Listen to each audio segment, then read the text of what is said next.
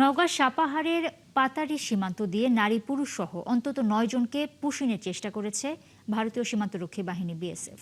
BGB জানায়, ভোরে সাপাহারের আদাততলা সীমান্ত দিয়ে ৯ জনকে বাংলাদেশে ঠেলে পাঠানোর চেষ্টা করে বিএসএফ। এদের মধ্যে ৩ জন পুরুষ, ৩ জন নারী এবং ৩ জন শিশু রয়েছে।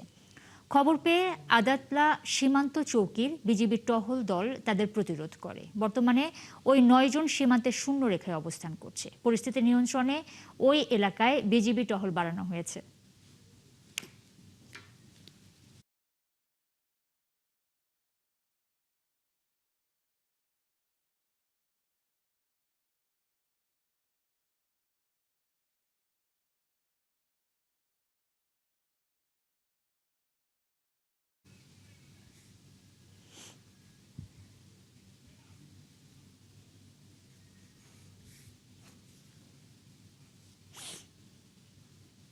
দর্শক, এ বিষয়ে বিস্তারিত জানাতে আমাদের সাথে যুক্ত হচ্ছেন সহকর্মী তন্ময় ভৌমিক।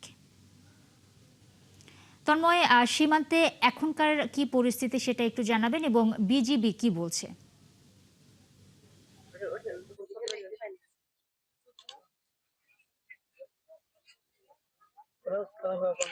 ধন্যবাদ নুসরাত। আপনাকে জানিয়ে রাখি যে নওগাঁর যে সাপাহার পাতারি সাপাহার উপজেলা পাতারি হচ্ছে সীমান্ত এলাকায়, যে এখানে আজকে সকালে ৯ জনকে পুশিনের মতো ঘটনা ঘটিয়েছে বিএসএফ এর পক্ষ থেকে। সেখানে তার মধ্যে ৬ জন নারী এবং ৩ জন পুরুষ আছেন।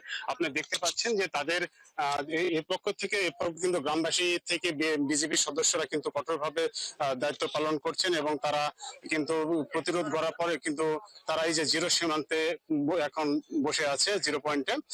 এখানে কিন্তু তারা মানবতার জীবন করছে। অর্থাৎ আপনাকে জানিয়ে রাখি যে নওগাঁর যে তাপমাত্রা প্রায় 40 ডিগ্রি সেলসিয়াস তাপমাত্রা, সেখানে কিন্তু তারা মানবতার জীবন যাপন করছে। যদিও বাংলাদেশের পক্ষ থেকে যে মানবিকতা সেটা কিন্তু দেখানো হয়েছে, তবে ভারতের পক্ষ থেকে সেই মানবিকতা দেখানো হয়নি। যদিও তারা এখানকার স্থানীয়রা মনে করছেন যদি বাংলাদেশেও হয়ে থাকে অবৈধভাবে, তাদের আন্তর্জাতিক আইন মেনে তাদের যেন সসম্মানে ফেরত দেওয়া হয়। কিন্তু এই যে ফেরত দেওয়া রাতের অন্ধকারে, সেটা কিন্তু অমানবিক হিসেবে সবাই মনে করছেন এবং দাবি জানিয়েছেন যে ভারত আসলে এটা অমানবিক কাজ করছেন। আপনি দেখতে পাচ্ছেন তারা কিন্তু এখন শূন্যস্থানে কিন্তু বসে যাচ্ছেন। এই তাদেরকে ভারতেও ঢুকতে দেওয়া হচ্ছে না এবং বাংলাদেশেও ঢুকতে দেওয়া হচ্ছে না। এখন তারা যে বিএসএফ পক্ষ থেকে যদিও বাংলাদেশি বলা হয়েছে, তারা আসলে বাংলাদেশি কিনা সেটা আসলে এখন পর্যন্ত নিশ্চিত নয়। সেই জন্য কিন্তু এখানে গ্রামবাসী থেকে বিজেপি সদস্যরা কিন্তু সজাগ রয়েছেন। আপনাকে জানিয়ে রাখি, এখন পর্যন্ত নওগাঁর যে সাভারে এলাকায় তার বিএসএফ এর সঙ্গে কিন্তু বিজেপির পক্ষ থেকে কথা বলা হয়েছে। তবে এখন যে বিজিবি 16 ব্যাটালিয়ন নওগাঁ আর তার অধিনায়ক মোহাম্মদ আরিফুল ইসলাম কিন্তু এখানে এসেছেন।